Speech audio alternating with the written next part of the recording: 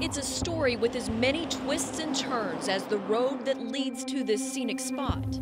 14 years ago, the body of missing 22-year-old Rebekah Gould was discovered here along the side of the road outside of Melbourne. She wasn't found where she was murdered. She had been transported somewhere else and literally dumped.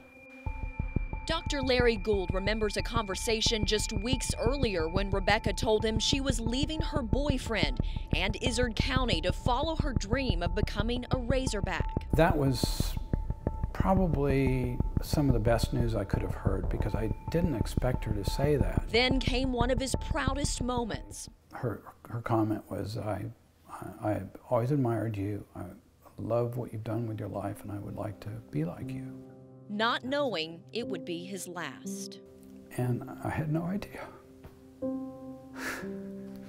Dr. Gould hopes a fresh perspective will lead to the killer. Everybody in town has a theory about who killed Rebekah, and everyone thinks they know what happened. New York-based writer Catherine Townsend is an Arkansas native. My sister went to high school with Rebekah's sister. And her connection to the case is personal. Really, it's what inspired me to become a licensed private investigator. This summer, she moved back to the Ozarks to piece together a timeline.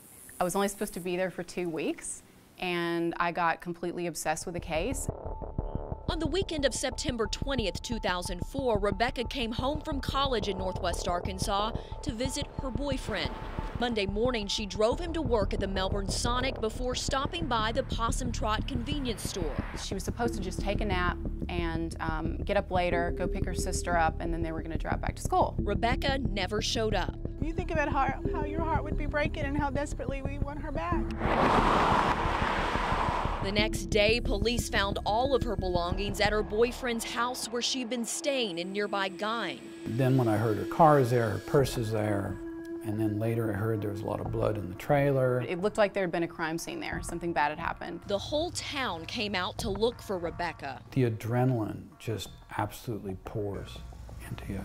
1 week after she was last seen, a search party discovered Rebekah's body down a steep embankment along Highway 9. Arkansas State Police took over the investigation. Yes, you ask questions, but you also believe everything you're told.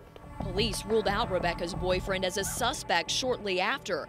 No one has been arrested or charged. It's like a horror movie. You're out in the middle of the woods, knocking on someone's door who may or may not be the killer and may or may not be involved with the killers. Townsend and her team are now taking the unsolved case to millions. I don't mention so much because I'm being recorded. It means I'm like scared. The true crime podcast Hell and Gone premiered in October and brings listeners along as they interview new witnesses and follow the evidence through the Ozarks. Does it point to a person? Yes. Yes, it does. Every episode. I think so many people are going to be utterly shocked by who the killer is. A step closer to peace for a family. For me, the day that an arrest is made, who's gone through hell. That's it. That's when it will start.